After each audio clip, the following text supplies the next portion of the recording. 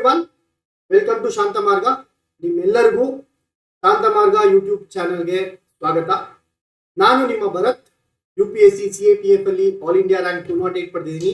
ಜೊತೆಗೆ ಹಲವಾರು central exams ನಲ್ಲಿ ವಿವಿಧ ಲೆವೆಲ್ಸ್ ಅಲ್ಲಿ ಎಕ್ಸಾಮ್ಸ್ ನ ಕ್ಲಿಯರ್ ಮಾಡಿದ್ದೀನಿ. ಸೊ ಇಲ್ಲಿ ಒಂದು ನಿನ್ನೆ ನಡೆದಂತಹ SDA ಎಕ್ಸಾಮ್ಸ್ ನ ಮೆಂಟಲ್ ಎಬಿಲಿಟಿ ಕ್ವೆಶನ್ಸ್ ಏನಿದಾವೆ ಅದನ್ನ ಡಿಕೋಡ್ ಮಾಡೋಣ. ಓಕೆ, ಸೊ ಈ ಒಂದು ಡಿಕೋಡಿಂಗ್ ಯಾವ ರೀತಿಯಲ್ಲಿ ಇರುತ್ತೆ ಅಂತ ಅಂದ್ರೆ, ಇದರಲ್ಲಿ ಬರೀ ಕಾನ್ಸೆಪ್ಟ್ಸ್ ಅಲ್ಲ, ಕಾನ್ಸೆಪ್ಟ್ಸ್ ಎಲ್ಲಿಂದ ಬರ್ತಾ ಇದಾವೆ. ಸೊ ಈ ಒಂದು ಎಕ್ಸಾಮ್ಸ್ಗೆ ಮೆಂಟಲ್ ಎಬಿಲಿಟಿ ಕ್ವೆಶನ್ಸ್ ಯಾವ್ದು ಬರುತ್ತೆ ಅಂತ ನಾವು ಹೇಳಕ್ಕಾಗಲ್ಲ. ಯಾಕೆ ಹೇಳಕ್ಕಾಗಲ್ಲ? ಯಾಕಂದ್ರೆ ಕ್ವೆಶನ್ ಪೇಪರ್ನ ನಾವು ಮಾಡ್ತಾ ಇರಲ್ಲ. ಬಟ್ ನಾವ್ ಏನ್ ಹೇಳ್ಬೋದು, ಇದನ್ನ ನೋಡ್ಕೊಳ್ಳಿ, ಇಲ್ಲಿಂದ ಕ್ವೆಶನ್ ಬರುತ್ತೆ. ಹೇಗೆ ಹೇಳ್ತೀರಾ ಸರ್ ನೀವು, ಇದೇ ಬರುತ್ತೆ ಅಂತ ಹೇಗೆ ಹೇಳ್ತೀರಾ ಅಂತಂದ್ರೆ, ನಾವು ಆಲ್ರೆಡಿ ಹೇಳಿರುವಂತೆ ನಾವು ಗುರುಗಳಲ್ಲ, ನಮ್ಮ ಮೇಲೆ ಇನ್ನಷ್ಟು ಗುರುಗಳಿದ್ದಾರೆ. ಯಾರು? ಸೆಂಟ್ರಲ್ ಗವರ್ಮೆಂಟ್ ನಡೆಸುವಂತಹ UPSC ಎಕ್ಸಾಮ್ಸ್ ಆಗಿರ್ಬೋದು, SSC ಎಕ್ಸಾಮ್ಸ್ ಆಗಿರ್ಬೋದು, ಅಥವಾ ಬ್ಯಾಂಕಿಂಗ್ ಎಕ್ಸಾಮ್ಸ್ ಆಗಿರ್ಬೋದು. ಇವರು ಗುರುಗಳಿಗೆ ಗುರುಗಳು, ಆಯ್ತಾ? ಸೊ ಇವ್ರೇನ್ ಕ್ವೆಶನ್ಸ್ ಕೇಳಿರ್ತಾರೆ, ಆ ಕ್ವೆಶನ್ಸ್ ನ ನಮ್ಮ ಕರ್ನಾಟಕದಲ್ಲಿ ಎಕ್ಸಾಮ್ಸ್ ನ ನಡೆಸುವಂತಹ ಅಥಾರಿಟಿ ಆಗಿರುವಂತಹ KPSC ಮತ್ತು KEA, ಈ ಒಂದು ಇನ್ಸ್ಟಿಟ್ಯೂಷನ್ಸ್ ಅಲ್ಲಿಂದ ಕ್ವೆಶನ್ಸ್ ನ ತೆಗಿತಾ ಇದ್ದಾರೆ. ಆಯ್ತಾ? ಡೈರೆಕ್ಟ್ ಆಗಿ ಕಾಪಿ ಪೇಸ್ಟ್ ಮಾಡ್ತಾ ಇದ್ದಾರೆ ಕೆಲವೊಂದು ಕ್ವೆಶನ್ಸ್ ನ, ಅದು ಬಿಟ್ಟು ಸ್ವಲ್ಪ ಚೇಂಜಸ್ ಮಾಡಿ ನಮ್ಮ ಎಕ್ಸಾಮ್ಸ್ಗೆ ಕೊಡ್ತಾ ಇದ್ದಾರೆ. ಸೊ ಹಾಗಾಗಿ ನಾವು ಏನ್ ಮಾಡ್ತಾ ಇದೀವಿ, PYQs ನ ನೋಡ್ತೀವಿ. ಯಾವ್ದು PYQs? ಸೆಂಟ್ರಲ್ ಗವರ್ಮೆಂಟ್ ಎಕ್ಸಾಮ್ಸ್ ನ PYQs ನ ನೋಡಿ ಅದರಿಂದ ಒಂದು ಸಿಲೆಬಸ್ ನ ಡಿಕೋಡ್ ಮಾಡಿದೀವಿ. ಯಾವ ರೀತಿಯಾಗಿ? HYTs ನ ರೂಪದಲ್ಲಿ. ಏನಪ್ಪ HYTs? High ಯೀಲ್ಡಿಂಗ್ topic. Sir maths ಅಲ್ಲಿ ನೀವೇನಾದ್ರೂ ಮ್ಯಾಥ್ಸ್ ನ ಓದ್ಬೇಕು ಅಂತ ಅಂದ್ರೆ PhD ಮಾಡ್ಬೇಕು ನೀವು, ಆಯ್ತಾ? ಮ್ಯಾಥ್ಸ್ ಅಲ್ಲಿ ಡಿಗ್ರಿ ಮಾಡಿರ್ತಾರೆ, ಪೋಸ್ಟ್ ಡಿಗ್ರಿ ಮಾಡಿರ್ತಾರೆ, PhD ಕೂಡ ಮಾಡ್ತಾರೆ ಮ್ಯಾಥ್ಸ್ ಅಲ್ಲಿ.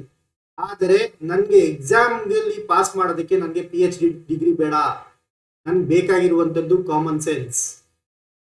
ಆಯ್ತಾ? Common sense. ಮೆಂಟಲ್ ಎಬಿಲಿಟಿನ ಎಲ್ಲರೂ ಹೇಳ್ಕೊಡ್ತಾರೆ, ನನ್ಗಿಂತ ಚೆನ್ನಾಗಿ ಹೇಳ್ಕೊಡ್ತಾರೆ.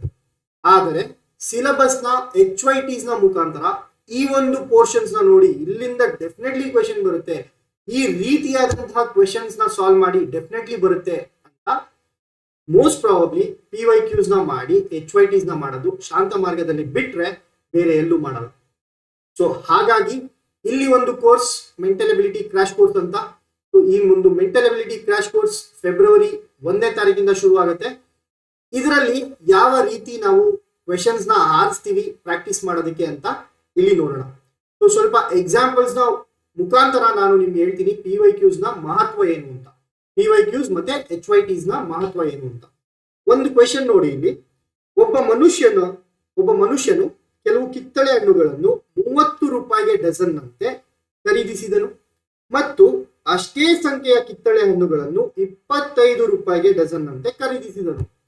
ಸೊ ಇಲ್ಲಿ ಏನ್ ಹೇಳ್ತಾ ಇದ್ದಾರೆ, ಒಂದು ಡಜನ್ ನಾನು ಎಷ್ಟು ರೂಪಾಯಿ ಖರೀದಿಸಿದೆ? 30 ರೂಪಾಯಿಗೆ ಖರೀದಿಸಿದೆ. ಇನ್ನೊಂದು ಅದೇ ನಂಬರ್ನ ಡಜನ್ ಅಂದ್ರೆ ಒಂದೇ ಡಜನ್ ನಾನು ಇನ್ನ ಎಷ್ಟು ರೂಪಾಯಿ ಕೊಟ್ಬಿಟ್ಟು ತಗೊಂಡೆ? 25 ರೂಪಾಯಿಗಳಿಗೆ ನಾನು ಖರೀದಿ ಮಾಡ್ತೀನಿ. ಆಯ್ತಾ? ಸೊ ಇವಾಗ ನನ್ನ ಹತ್ರ ಎಷ್ಟು ಡಜನ್ ಆಯ್ತಪ್ಪ? 2 ಡಜನ್ ಆಯ್ತು. ಒಂದು ಡಜನ್ಗೆ 30 ರೂಪಾಯಿ ಕೊಟ್ಟೆ, ಇನ್ನೊಂದು ಡಜನ್ಗೆ 25 ರೂಪಾಯಿ ಕೊಟ್ಟೆ. ನನ್ನ ಹತ್ರ ಇವಾಗ ಇರುವಂತಹ 2 ಡಜನ್ನ ನಾನು ಪ್ರತಿ ಡಜನ್ಗೆ, ಒಂದು ಡಜನ್ಗೆ 32 ರೂಪಾಯಿನಂತೆ ಮಾರ್ತೀನಿ. ಸೊ ನನ್ನ ಹತ್ರ ಇರುವಂತಹ 2 ಡಜನ್ಗೆ ನನ್ಗೆ ಎಷ್ಟು ದುಡ್ಡು ಬಂತು? 64 ರೂಪಾಯಿಗಳು ಬಂತು. ಸೊ ನಾನು ಏನಾದ್ರೂ 2 ಡಜನ್ ತಗೊಂಡು 2 ಡಜನ್ ಮಾರಿದ್ರೆ ನನಗೆ ಬರುವಂತಹ ಲಾಭ ಎಷ್ಟು? 55 ರೂಪಾಯಿಗಳನ್ನ ಖರ್ಚು ಮಾಡಿ ನಾನು 2 ಡಜನ್ನ ತಗೋತಾ ಇದ್ದೀನಿ. 64 ರೂಪಾಯಿನ ಕೊಟ್ಟು ನಾನು ಮಾರ್ತಾ ಇದ್ದೀನಿ. 64 ರೂಪಾಯಿಗೆ ಮಾರ್ತಾ ಇದ್ದೀನಿ, 55 ರೂಪಾಯಿನ ಕೊಟ್ಟು 2 ಡಜನ್ನ ಖರೀದಿ ಮಾಡ್ತಾ ಇದ್ದೀನಿ. ಇಲ್ಲಿ ನನ್ಗಾಗುವಂತಹ ಲಾಭ ಎಷ್ಟು?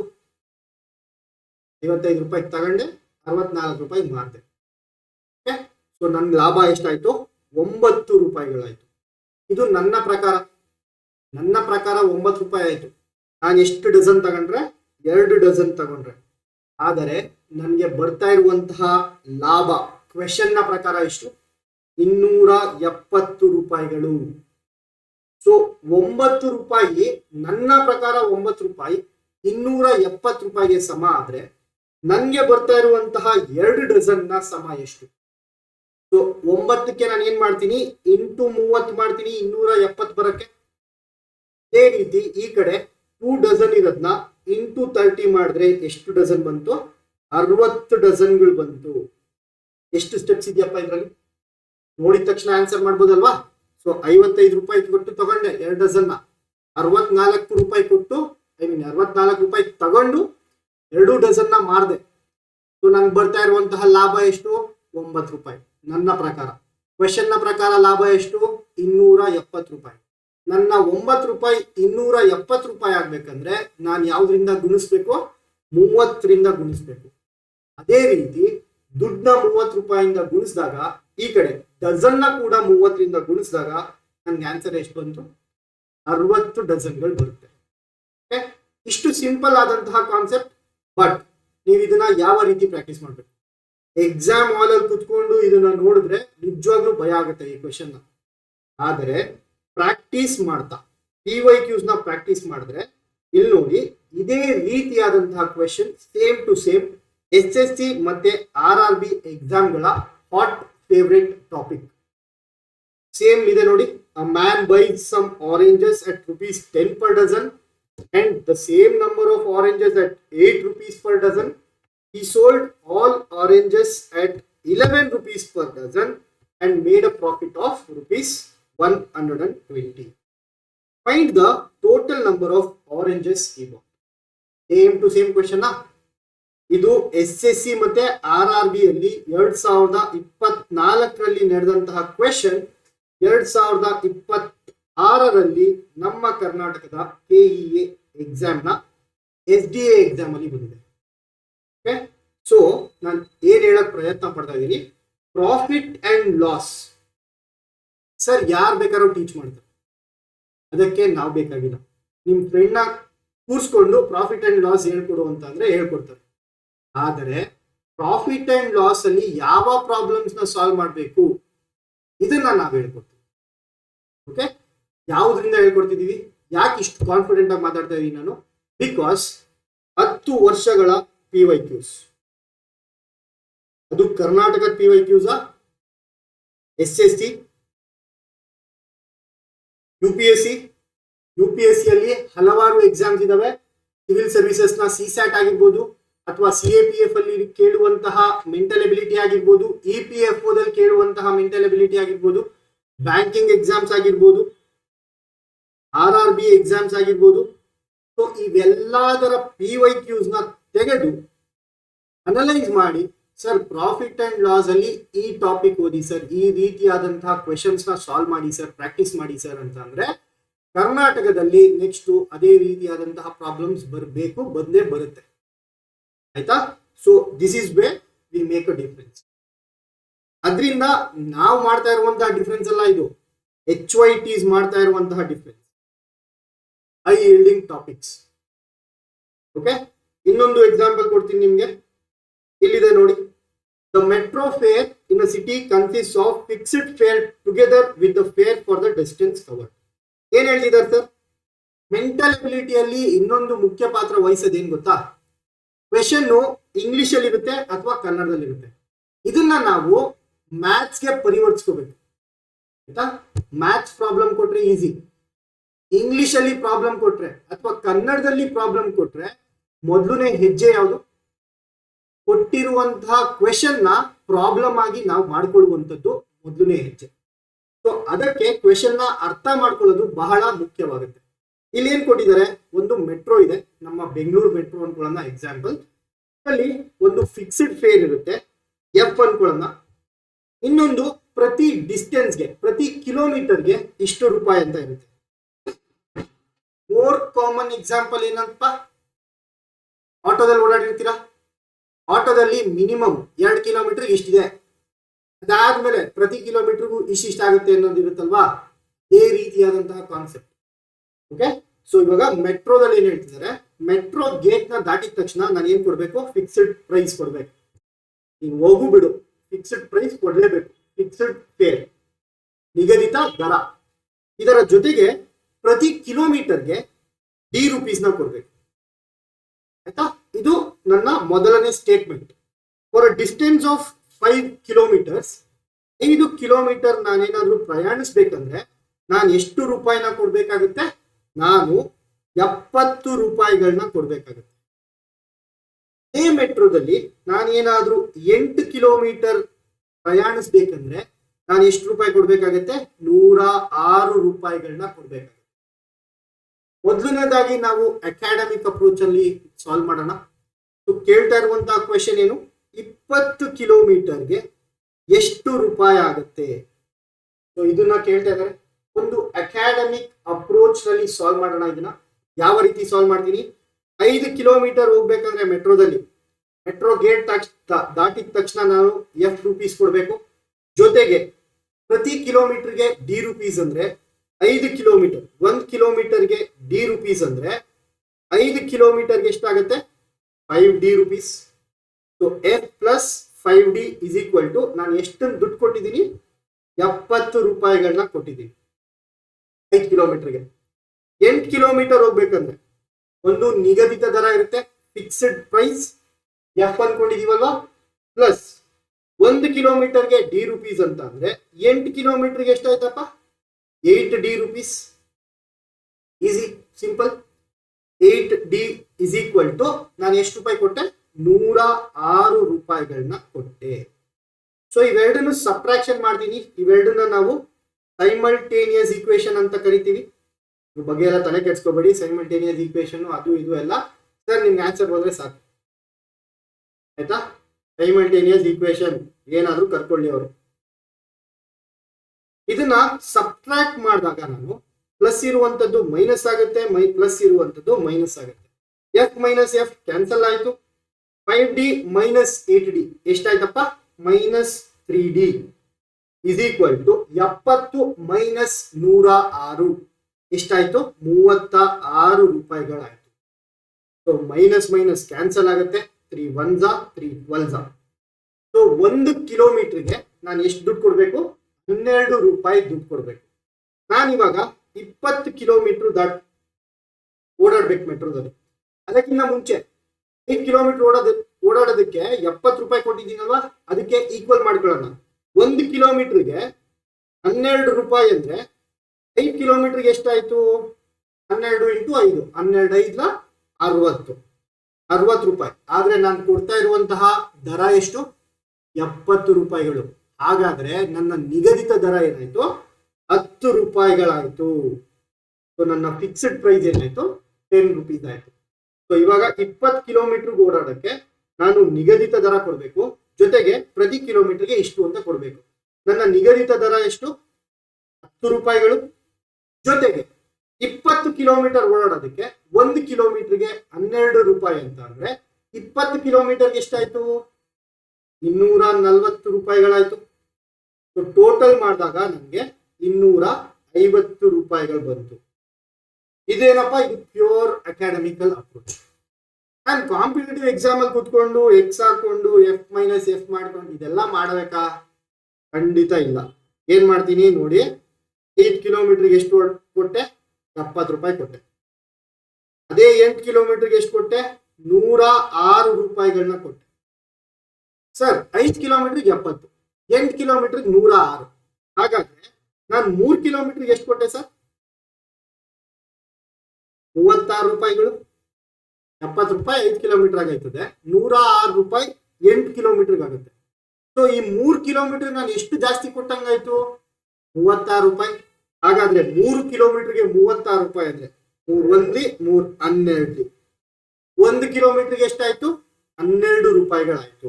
ಸೊ 1 ಕಿಲೋಮೀಟರ್ಗೆ ಎಷ್ಟಾಯ್ತು? ₹12 ಆಯ್ತು. 20 ಕಿಲೋಮೀಟರ್ಗೆ ಎಷ್ಟಾಯ್ತು? ಫಸ್ಟ್ 8 ಕಿಲೋಮೀಟರ್ ನಾನು ಎಷ್ಟು ಕೊಟ್ಟೆ? ₹106 ಕೊಟ್ಟೆ. ಕರೆಕ್ಟಾ? ₹106 ಕೊಟ್ಟೆ. ಇನ್ನೆಷ್ಟು ಕಿಲೋಮೀಟರ್ ಉಳಿತಪ್ಪ? 12 ಕಿಲೋಮೀಟರ್ ಉಳಿತು. 8 ಕಿಲೋಮೀಟರ್ ಓಡಾಡಿದ್ದೀನಿ, 106 ರೂಪಾಯಿ ಕೊಟ್ಟಿದ್ದೀನಿ. ಇನ್ನೆಷ್ಟು ಕಿಲೋಮೀಟರ್ ಓಡಾಡಬೇಕು? 12 ಕಿಲೋಮೀಟರ್ ಓಡಾಡಬೇಕು. ಈ 12 ಕಿಲೋಮೀಟರ್ಗೆ ಪ್ರತಿ ಕಿಲೋಮೀಟರ್ಗೆ 12 ರೂಪಾಯಿ ಅಂದ್ರೆ 12 ಕಿಲೋಮೀಟರ್ಗೆ ಎಷ್ಟಾಯ್ತು? 144 ರೂಪಾಯಿ ಆಯ್ತು. ಎರಡನ್ನು ಆಡ್ ಮಾಡಿದ್ರೆ 250 ರೂಪಾಯಿಗಳು ಬಂತು. ಸೊ ನಾನು ಇಷ್ಟೆಲ್ಲ ಮಾಡೋ ಬದಲು ಇದು ಎರಡೇ ಸ್ಟೆಪ್ ಮಾಡಿದ್ರೆ ಆನ್ಸರ್ ಸಿಗುತ್ತೆ. ಆಯ್ತಾ? ಸೊ ಇಲ್ಲಿ ನಾನು ಏನ್ ಮಾಡ್ಬೇಕು? ಪ್ರಾಕ್ಟೀಸ್. ಇದು ಯಾವಾಗ ಸಾಧ್ಯ? ಪ್ರಾಕ್ಟೀಸ್ ಮಾಡಿದ್ರೆ ಸಾಧ್ಯ. ಸೊ 3 ಪಿಗಳಿದ್ದಾವೆ. ಯಾವ 3 ಪಿ? ಒಂದು PYQ, ಇನ್ನೊಂದು ಪ್ರಾಕ್ಟೀಸ್, ಮತ್ತೊಂದು ಪಾಸ್. ಸರ್ PYQs ಮತ್ತೆ ಪ್ರಾಕ್ಟೀಸ್ ನ ಬಿಟ್ರೆ ಪಾಸ್ ಆಗಕ್ಕಾಗಲ್ಲ. ಅದೇ PYQs ನ ಮಾಡಿ ಪ್ರಾಕ್ಟೀಸ್ ನ ಮಾಡಿದ್ರೆ, ಪ್ರಾಕ್ಟೀಸ್ ನ ಮಾಡ್ಬೇಕು. ಯಾವ್ದನ್ನ ಪ್ರಾಕ್ಟೀಸ್ ಮಾಡ್ಬೇಕು? PYQs ನ ಮಾಡ್ಬೇಕು. ಸೊ ಇವೆರಡನ್ನ ಮಾಡಿದ್ರೆ ಮತ್ತೊಂದು ಪಿ ನಿಮ್ಗೆ ಆರಾಮಾಗಿ ಸುಲಭವಾಗಿ ಪಾಸ್ ಆಗ್ತದೆ. ಯಾವುದೇ ಎಕ್ಸಾಮ್ ತಗೋ. ಸೊ ಎಕ್ಸಾಂಪಲ್ ಕೊಡ್ತಾ ಇದ್ದೀನಿ ಯಾವ ರೀತಿಯಲ್ಲಿ ಸೆಂಟ್ರಲ್ ಗವರ್ಮೆಂಟ್ ಎಕ್ಸಾಮ್ ಇಂದ ನಮ್ಮ ಕರ್ನಾಟಕದ ಎಕ್ಸಾಮ್ಗೆ ಬರ್ತವೆ ಅಂತ. ಇಲ್ಲಿ ನೋಡಿ, same question, same to same question.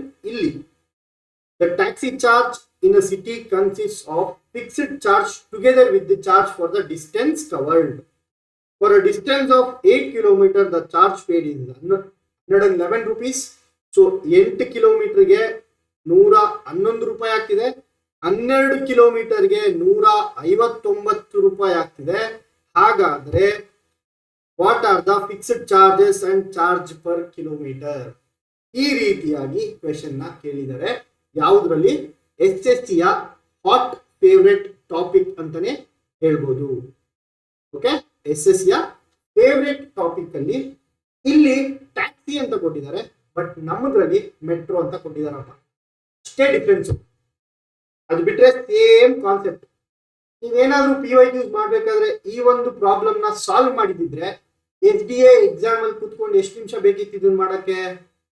At least ಒಂದು ಐಡಿಯಾ ಇರ್ತಿತ್ತಲ್ವಾ ನಿಮ್ಗೆ ಯಾವ ರೀತಿಯಲ್ಲಿ ಇದನ್ನ ಸಾಲ್ವ್ ಮಾಡ್ಬೇಕಂತ. ಮೊದಲನೇ ಬಾರಿಗಂತೂ ನೋಡ್ತಿರ್ಲಿಲ್ಲ. ಕರೆಕ್ಟ್? ಸೊ ನಾನೇನ್ ಹೇಳ್ತಾ ಇದ್ದೀನಿ, ಬರತ್ ಕೊಡುವಂತಹ ಪ್ರಾಬ್ಲಮ್ಸ್ ನ ಮಾಡ್ಬಿಡಿ. SSC ಅಲ್ಲಿ, IBPS ಅಲ್ಲಿ, ಅಥವಾ ಬ್ಯಾಂಕಿಂಗ್ ಅಲ್ಲಿ, ಅಥವಾ UPSC ಅಲ್ಲಿ ಕೊಡುವಂತಹ ಪ್ರಾಬ್ಲಮ್ಸ್ ನ ಪ್ರಾಕ್ಟೀಸ್ ಮಾಡಿ ಸರ್. ಅವಾಗ ನಿಮ್ಗೆ ಮಾರ್ಕ್ಸ್ ಬರುತ್ತೆ. ಓಕೆ, ಅವಾಗ ನಿಮ್ಗೆ ಈಸಿ ಆಗುತ್ತೆ. ನೆಕ್ಸ್ಟ್, ಸೊ ಈ ಒಂದು ಅಪ್ರೋಚ್ ಇಟ್ಕೊಂಡು ನಮ್ಮ ಶಾಂತ ಮಾರ್ಗದಲ್ಲಿ ನಾವು ಒಂದು ಮೆಂಟಲ್ ಎಬಿಲಿಟಿ ಕ್ರಾಶ್ ಕೋರ್ಸ್ ನ ಲಾಂಚ್ ಮಾಡ್ತಾ ಇದೀವಿ. ಅದು ಫೆಬ್ರವರಿ 1ನೇ ತಾರೀಕಿಂದ ಸ್ಟಾರ್ಟ್ ಆಗುತ್ತೆ. ಸೊ 40 ಗಂಟೆಗಳಲ್ಲಿ ನೀವೇನಾದ್ರೂ ಯಾವುದೇ ಎಕ್ಸಾಮ್ ನ ಮೆಂಟಲ್ ಎಬಿಲಿಟಿಯಲ್ಲಿ ಪ್ರವೀಣತೆ ಹೊಂದ್ಬೇಕಂತ ಅಂದ್ರೆ ಏನ್ ಮಾಡ್ಬೇಕು? ಶಾಂತ ಮಾರ್ಗನ ಕಾಂಟ್ಯಾಕ್ಟ್ ಮಾಡಿ. ಶಾಂತ ಮಾರ್ಗ ನಂಬರ್ ಇಲ್ಲಿದೆ, 9620131843, ಅಥವಾ ನನ್ನ ನಂಬರ್ ಆದಂತಹ 8884818983ಗೆ ಸಹ ಕಾಲ್ ಮಾಡಬಹುದು ಈ ಒಂದು ಕೋರ್ಸ್ ನ ಜಾಯ್ನ್ ಆಗೋದಕ್ಕೆ. ಅಂಡ್ ಅರ್ಲಿ ಬರ್ಡ್ ಆಫರ್ ಅಂತ ಇದನ್ನ ಕೇವಲ 1500 rupeesಗೆ ನಾವು ಕೊಡ್ತಾ ಇದೀವಿ. ಓಕೆ, ಸೊ ಫೆಬ್ರವರಿ 1ನೇ ತಾರೀಕಿಂದ. ಇದರಲ್ಲಿ ಮುಖ್ಯವಾದ ಪಾತ್ರ ಯಾವ್ದು ವಹಿಸುತ್ತಪ್ಪ ಅಂತಂದ್ರೆ HYTs. ಆಲ್ರೆಡಿ ಹೇಳ್ದಾಗೆ ಇದು ಮ್ಯಾಥ್ಸ್ ಅಲ್ಲ ಸರ್, ಇದು ಮ್ಯಾಥ್ಸ್ ಖಂಡಿತ ಅಲ್ಲ. ಆದ್ರೆ ಏನಿದು? ಇದು ಮೆಂಟಲ್ ಎಬಿಲಿಟಿ. ಮೆಂಟಲ್ ಎಬಿಲಿಟಿಗೆ ನನ್ನ ಅಪ್ರೋಚ್ ಯಾವ ರೀತಿ ಇರುತ್ತೆ ಅಂತ ಅಂದ್ರೆ, ಒಂದು PYQs ಜೊತೆಗೆ practice.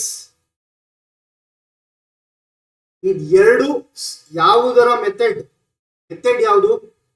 More of common sense. Sir common sense use ಮಾಡಿದ್ರೆ ಸರ್ ಮ್ಯಾಥ್ಸ್ ಅದು ಮೆಂಟಲ್ ಎಬಿಲಿಟಿ ಆಗುತ್ತೆ. ಫಾರ್ಮುಲಾ ಇಟ್ಕೊಂಡು ಮಾಡಿದ್ರೆ ಅದು ಮ್ಯಾಥ್ಸ್ ಆಗುತ್ತೆ. ಕಾಮನ್ ಸೆನ್ಸ್ ಇಟ್ಕೊಂಡು ಮಾಡಿದ್ರೆ ಅದು mental ability. So this is the difference between maths and mental ability. ಆಯ್ತಾ? ಮ್ಯಾಥ್ಸ್ ಅಲ್ಲಿ ಇದೇ ರೀತಿಯಾಗಿ ಮಾಡಬೇಕು ಅಂತ ಇರುತ್ತೆ. ಮೆಂಟಲ್ ಎಬಿಲಿಟಿ ಹಂಗಲ್ಲ. ಮೆಂಟಲ್ ಎಬಿಲಿಟಿ ನೀವು ಹೆಂಗಾದ್ರೂ ಮಾಡಿ ನನ್ಗೆ ಆನ್ಸರ್ ಬೇಕು, ಇದು ಮೆಂಟಲ್ ಎಬಿಲಿಟಿ. ಸೊ ಈ ಒಂದು ಕಾಮನ್ ಸೆನ್ಸ್ ಅಪ್ರೋಚ್ ನಾನು ಈ ಒಂದು ಕೋರ್ಸ್ ನಲ್ಲಿ ನಿಮ್ಗೆ ಹೇಳ್ಕೊಡ್ತೀನಿ. ಓಕೆ, ಸೊ ಇನ್ನ ಕೆಲವು ಎಕ್ಸಾಂಪಲ್ಸ್ ಇದಾವೆ. ಇನ್ ಅ rho of 6 people, A is sitting third to the right of B. Sir ನೀವು ಯಾವುದೇ ಬ್ಯಾಂಕಿಂಗ್ ಎಕ್ಸಾಮ್ ತಗೊಳ್ಳಿ, ಯಾವುದಾದರೂ ಬ್ಯಾಂಕಿಂಗ್ ಎಕ್ಸಾಮ್ ತಗೊಳ್ಳಿ, ಸೀಟಿಂಗ್ ಅರೇಂಜ್ಮೆಂಟ್ ಅಲ್ಲಿ ಕ್ವೆಶನ್ ಇಲ್ಲ ಅಂತಂದ್ರೆ ಬ್ಯಾಂಕಿಂಗ್ ಎಕ್ಸಾಮೇ ಅಲ್ಲ.